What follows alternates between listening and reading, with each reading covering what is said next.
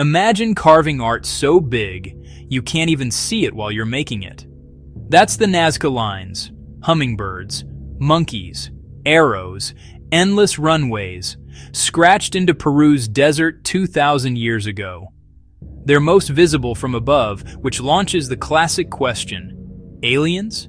Tourists with hot air balloons? Or something much more human? Here's the mystery to meaning part. I'm going to take the strangest facts and stitch them into a purpose that actually makes sense. Water, wonder, walking. First, the receipts. Archaeologists found wooden stakes at line corners, carbon dated to the Nazca era. Stakes. Carbon dating labs confirming age. So, not modern fakes. Stakes plus ropes equals straight lines for miles. Ropes. Long straight lines for miles. The surface is iron-rich dark pebbles. You scrape them aside and a pale layer pops. Dark pebbles close up, scraping to a pale layer. No bulldozers required, just planning and coordination. Second, these lines weren't just drawings. Some are perfectly straight for kilometers. Many are trapezoids, like giant arrowheads. And there are hundreds of paths with packed soil, the kind you get when a lot of feet walk the same routes over and over. Packed soil paths.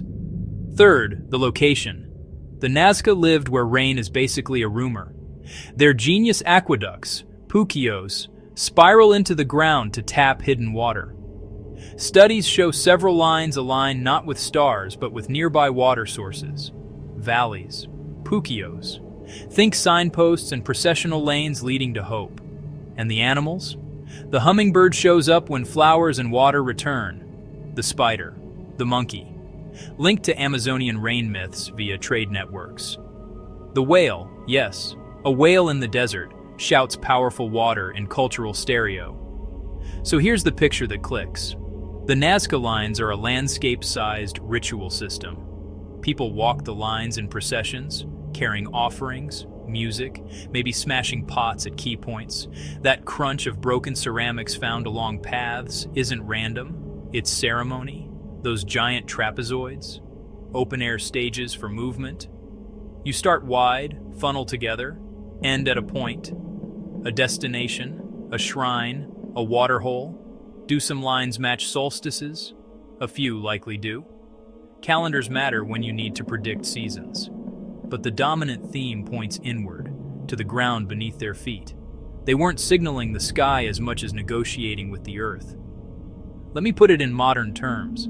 Imagine a whole community building a marathon route that doubles as a prayer. Every step is a message. Keep the aquifers flowing. Keep the crops alive. You don't need to see the whole figure to feel part of it. You just need to walk it, together. What about the "you can only see them from the air" claim? From nearby hills, many shapes are visible, and translucency is the point. These marks are durable and read by the gods, by the landscape, not just our eyeballs. So why make art you can't fully see? Because the meaning lived in the making, in the path, in the repetition. The Nazca Lines weren't a billboard, they were a habit, a promise you renew with your feet.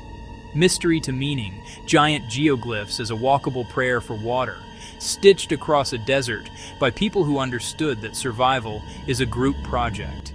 And that's a message I can still use today.